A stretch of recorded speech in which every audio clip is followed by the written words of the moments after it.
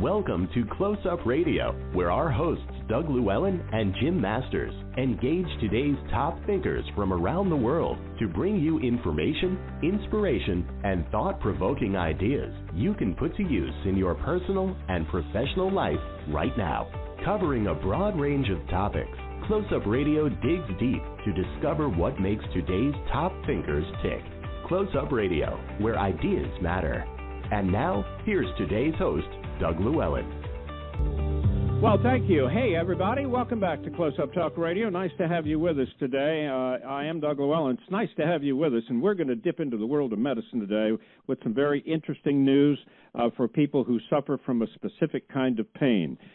You're going to find this pretty fascinating. You know, post-traumatic stress disorder is something typically associated with veterans who've experienced the trauma of war, but PTSD can develop from many different sources, and when someone has trauma, their brain's fight-or-flight response becomes kind of stuck in high gear, and it causes an injury to the brain, which results in the symptoms of PTSD like hypervigilance, insomnia, and irritability. Those are just some of the things.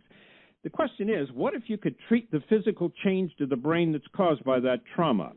Our guest today, a highly accomplished doctor. He is a board-certified clinical anesthesiologist and an interventional pain management specialist with the Stella Center, which is headquartered in Chicago. He is based in Philadelphia, and he administers a fast, effective, and long-lasting treatment or lasting treatment for emotional trauma and PTSD. It's called the Stellate Ganglion Block. And I'm going to get the doctor to explain what this is all about as we talk to him. It's really an injection of a local anesthetic into the stellate ganglion, which is a nerve bundle in the neck, and it suppresses the fight-or-flight reflex. Now, the SGB, which is what doctors call it for short, resets the spinal cord pathways to the brain, and the patient then experiences an almost immediate sense of calm. The procedure has been shown to provide relief from symptoms like continual sleep disturbance, surges of anxiety and irritability, hypervigilance, and difficulties concentrating, and even jumpiness. A patient described the injections as fire, or rather water on a fire. That's what the doctor, our guest, Dr.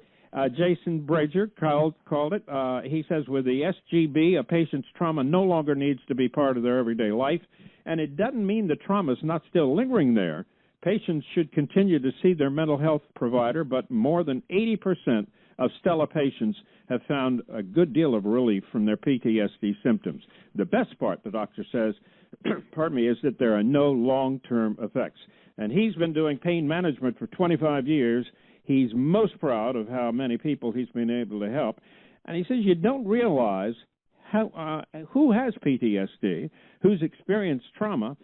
So it's incredible to think about how many more people could potentially be helped with this process if they only knew about it. And many pain specialists are obviously not aware of it. So we're going to find out more about it now. Dr. Jason Brajer is our guest. He's headquartered in Philadelphia. And, Doctor, good morning. How are you? I hope I pronounced your name right. Did I do a good job? You did a great job. Most people get it wrong, but you got it right. Okay, good enough. In any event, by the way, the doctor has a great website. I'm going to give you that as we go along so you can learn more about the Stella Center and how they help people. But, Doctor, tell me a little bit about you. I know you've been doing pain management for a long time, as I pointed out, some 25 years. How new is this procedure? It's very interesting because I'm married to a nurse, and she's highly accomplished and has been at it for considerable time. She was totally unaware of this. So I would assume a lot of people are not familiar with this. Would that be right, even those in the medical community? Well, that's correct. I am a interventional pain management physician. That's my subspecialty within anesthesiology. You know, initially being in the OR and being involved in all sorts of operative surgeries. But the stellate ganglion block is a pain management injection or procedure that was really developed for a specific type of pain problem, something called complex regional pain syndrome, CRPS, or CRIPS, formerly known as RSD, or reflex sympathetic dystrophy. And we use it as an injection to stop their pain or greatly lessen their pain from that disease. A stellate ganglion block for PTSD is just a simple variation on that as to where we give the medicine, how much we give, when we give, et cetera. It's intended as a single injection. Like many injections and procedures regarding pain, and certainly PTSD is a pain problem, repeat injections are occasionally done, whereas for that CRIPS or CRPS, it's anticipated that they'll have a series of them. But for PTSD, this is a single shot. One single shot, and so it has a pretty lasting effect then. What kind of effect does the patient who suffers from PTSD, what do they notice? I mean, how do they realize things are changing? It's actually pretty simple. It's almost an immediate sense of calm. And in fact, that's what we're looking for. We do the injection and we have them, sit down, relax for 10 or 15 minutes and see how they feel. And really, it's just a sense of calm. It's the best way to describe it. I've had people who are so anxious and so nervous. I had one gentleman who was literally crying. He said, "I've never felt this good in so long." And literally, a grown man with tears running down his face. I've had another woman, her sign of her anxiety was ringing in her ears, tinnitus or tinnitus. And I'm literally injecting the medicine. I'm not even done with the first injection. It goes, "Oh my God, the ringing in my ears has stopped." So it can be pretty amazing. Now, of course, it doesn't work every time to the extent that we like, and occasionally we do have to repeat the injection, sometimes in a week and sometimes many, many months later. So let's talk a little bit about how this was developed. I mean, it's interesting. You are a doctor with the Stella Center, which is explain the Stella Center so our audience understands it. It's headquartered in Chicago. Would that be right? But they're all over the country, right? They're all over the country. I think in 40 states about this time. I think they're in Australia. I don't know where else. So I'll put it to you that I'm, in essence, an independent contractor. So I don't really work for Stella, but They have, again, some 40 physicians in different locations to do this injection for their patients or their clients, I guess. They're not their patients per se. But Stella is, I have to give the credit to Dr. Eugene Lipov, or Lipov, I'm not sure how he pronounces his name, so I guess I'm allowed to screw up people's names if they screw up mine. But he was the gentleman that got this underway, and I had not met personally, not face to face, but gotten in contact with Dr. Lipov some 5 or 6 years ago, and since the time that we met, he's developed this, and Stella is a great team of medical doctors, psychologists, patient care coordinators, tireless advocates, all committed to healing trauma. And, PTSD is a trauma. It's maybe perhaps a brain injury. And he's developed this, I guess, with some investment capitalists to bring it out of Chicago and everywhere. Well, it's very interesting. There is a website that I want to point out, and it's called www, obvious, stellacenter.com, and it's Stella is STELLA, stellacenter.com. If you look on that website, there is a map of the United States, and it points out where Stella Centers are located, and there are a lot of them, and they cover the country. I mean, from the West Coast to the East Coast, and into Florida, Texas, they're all over. So now you're a interventional pain management specialist. You've been doing this for a long time, working with people who have all sorts of pain. Has PTSD been something that's a major problem that you've had to deal with throughout your career as a pain management specialist? Well, actually, no. I've had limited involvement.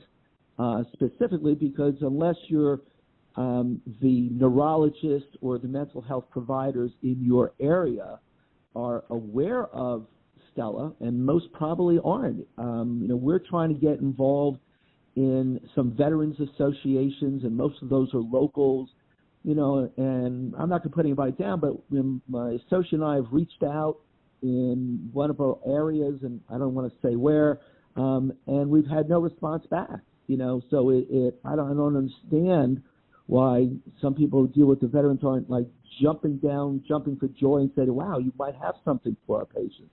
So I'm hoping it's going to be a build, hopefully not too slow of a build, but I haven't seen people banging down my doors to help them, not the people themselves. I just don't know how to get people aware of what we can do for them. But this is really a very small part of my practice. But it's something, I'm passionate about everything I do. But I'm passionate about this because, we all appreciate all the efforts of our veterans. And if there's something we can help them, I want to do that. That's the least I can do for all that they do for us. Yeah, well, I certainly understand that. I guess what my question is getting at, I know you help people who suffer from pain, all kinds of pain. But is this, prior to the development of this procedure, the shot you can give people, was there anything else you did or used that could help patients who suffer from PTSD like this, Stella? Not really. Most of the treatment for mental health disorders is with, psychologists and psychiatrists and various types of patient care coordinators who try to help them. And most of that's been through medications, benzodiazepines, things like Valium and the Sisters of Valium and antidepressants and other anxiety agents, and counseling. That's the way most mental health disorders are treated in this country, and that's appropriate.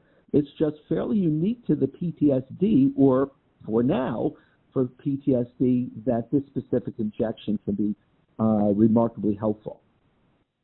For those people who don't know a lot about PTSD and how debilitating it can be, talk about it a little bit.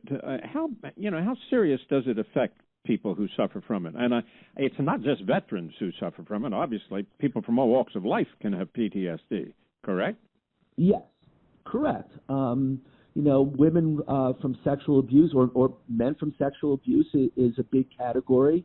I've seen a number of patients, I'm sad to say, the drug addiction in our country, the opioid epidemic, and there are a lot of parents who have lost young ones, their children.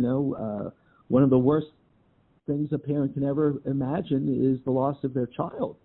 And I've seen that several times, and that's a big category that I've seen with patients with PTSD. And, if I can help them overcome that, that coordinates with what I do. Pain management, I don't do, one of my partners is involved with the medical management, and I do the interventional management. So there's still a crossover in what we do, and I still think there's a lot of people we can help. You just mentioned something very interesting. Define interventional management of pain for me. What does that specifically mean for those listening who don't understand? Well, in one word, injections. So an interventional pain management means, as opposed to medical management, which involved various types of therapy, chiropractor care, physical therapy, massage therapy, dealing with, clinical psychologists and various type of cognitive behavior therapies and DBT, I can't forget what that stands for, DBT therapy, right, to help with pain control. I do, like to stop the pain.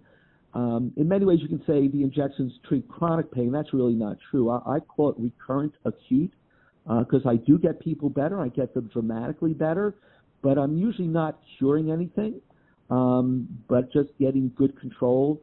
And so I involve injections. Most of what I do are spinal injections, people with neck pain or pain that goes down their arm, back pain that goes down their leg. And that's the bulk of what I do injections for. I can certainly do major joint injections as well. But if it's a needle, it's an intervention. And there are also some we'll call mini-invasive procedures where, maybe the incision's a half an inch or 3/4 of an inch. We can also call that percutaneous, so kind of through the skin we go, as opposed to I am not a surgeon, so I'm not making any big incisions. I'm not cutting anything out per se, although, again, that's not necessarily true for some of those minimally invasive things that we do. And what about medication? Does that come under your watch as well? Oh, sure. Sure, yeah. And okay. there are many medications that we use. A lot of back pain and neck pain there's a lot of spasm. So muscle relaxants are commonly given. Short bursts of anti-inflammatories. Anti-inflammatories aren't great for long-term care, but if you have an acute event, they're great. There's medications that is called gabapentin and Neurontin that are used for people who have, the pain that goes down their leg and their arm. It's also used for various types of neuropathy, the most common of which is diabetic neuropathy. So, yeah, it's usually a combination of, medications and the injections. The way I like it is, and, of course, medications include narcotics. So what I try to teach my colleagues is, if you're on a small amount of narcotic, that's no big deal. But when the patient comes back after 6 months, it's not working anymore, my pain's getting worse, that should go off as, hey, send him back to Dr. Brajer, see what's the problem, see if he can fix it, and get it back down to a good level. So there's a lot that we can do from the acute herniated disc and shooting pain down their leg. We can get you over that very quickly, as opposed to months and months of medicine trying to get better. I got to ask you, because I know people who have turned to the use of CBD oils, that they take, and saying that helps them a lot. Do you find that there's anything to that? Are you a proponent of that or not? Oh, absolutely. And in the state of Pennsylvania, I am, one of those doctors who can recommend. We don't actually give the medical marijuana, but we recommend it for the patients. And I got involved with medical marijuana for exactly that. The injections are working, maybe not as well as I'd like. It didn't last the 6 to 12 months, maybe only 3 or 4. And I got involved with medical marijuana as a treatment for pain.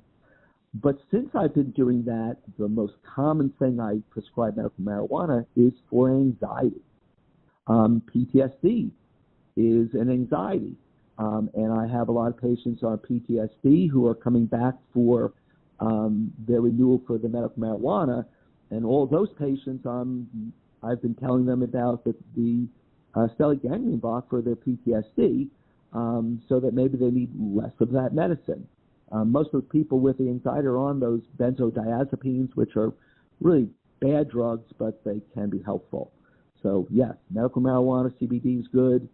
I think the injections are the best because I can do something to really dramatically lessen it, if not stop it.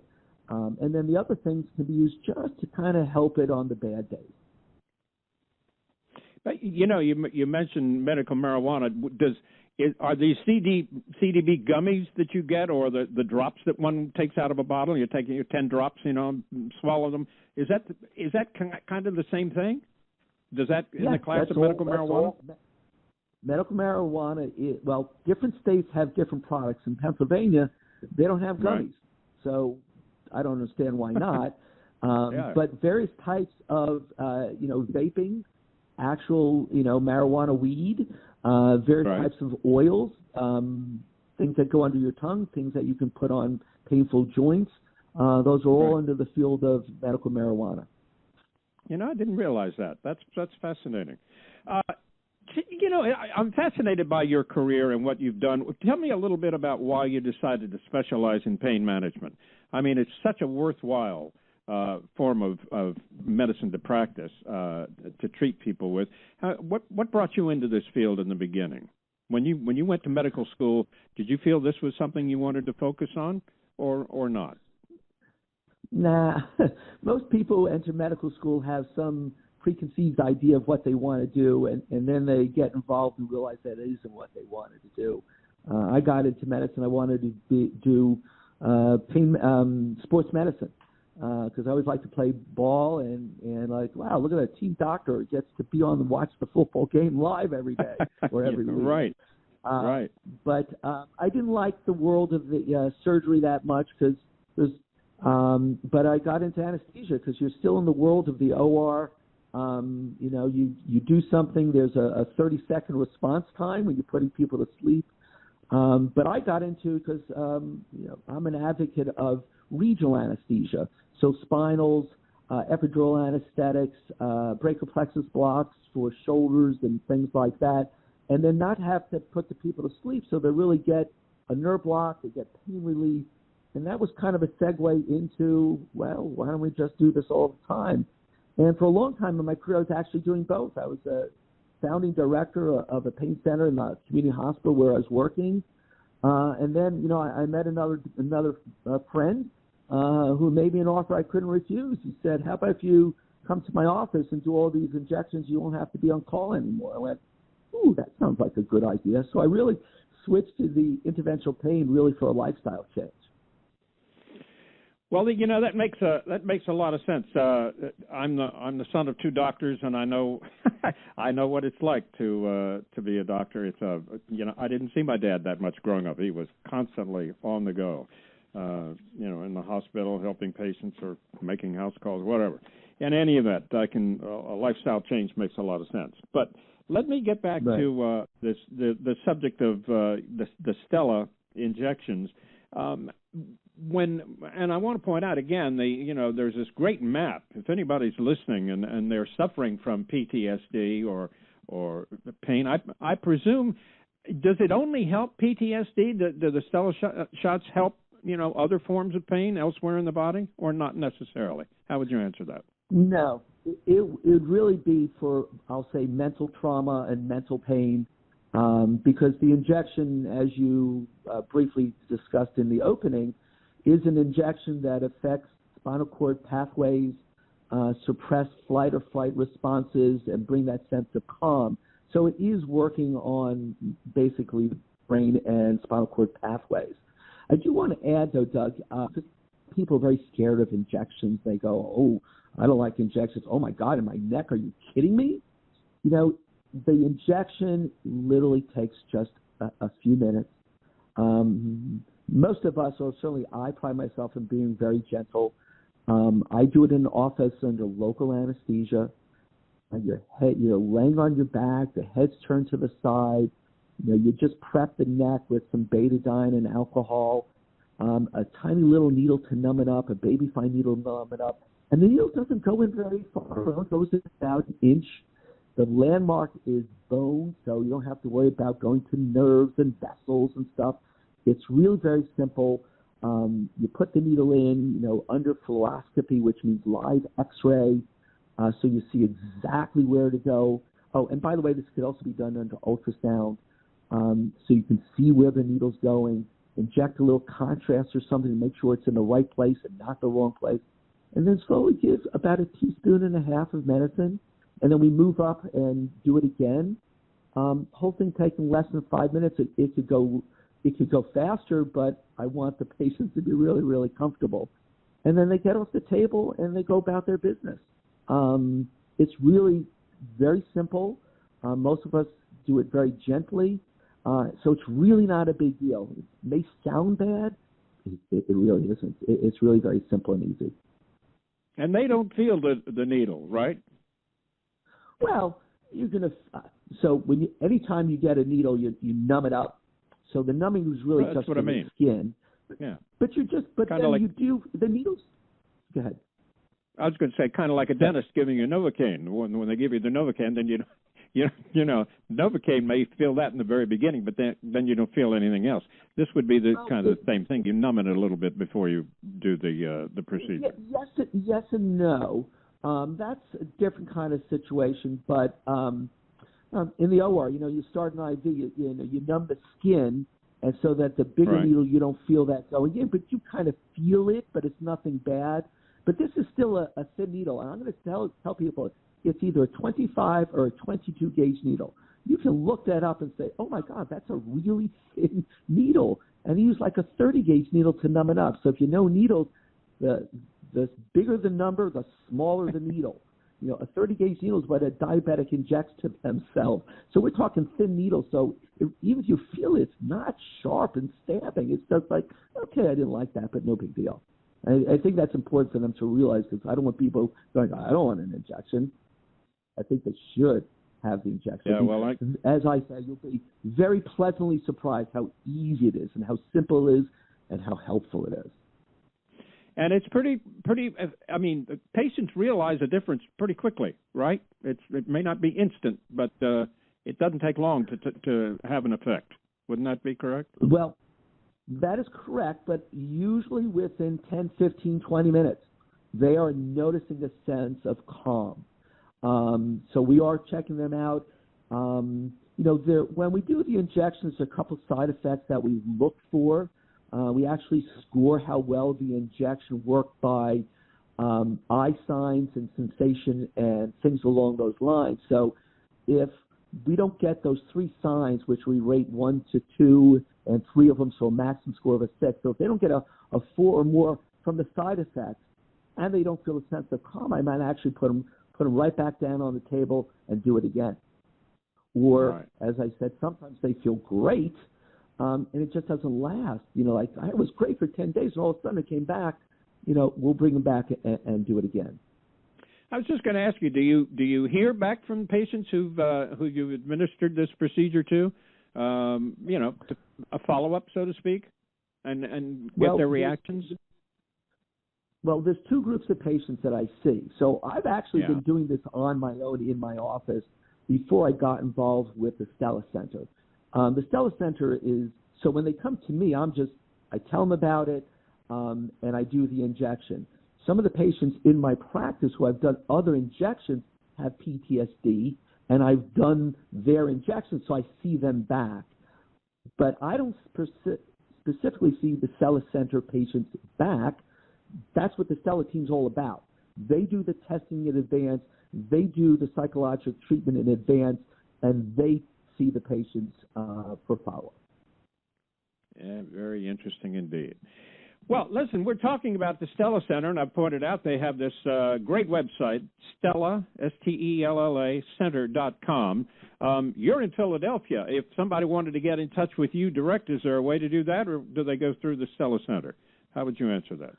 Or do you have a website? I would have them go through.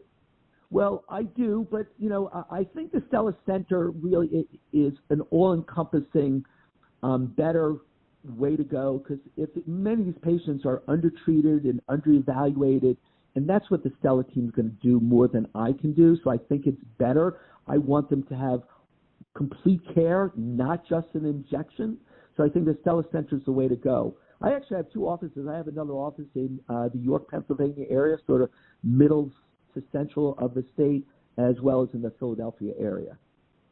Yeah, okay.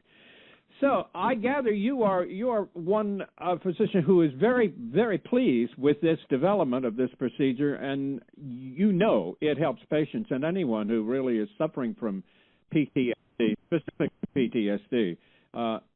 It would behoove them to get in touch with the Stella Center. There is relief available. That's the bottom line, right? Absolutely. People don't need to suffer unnecessarily. They can get help, yes.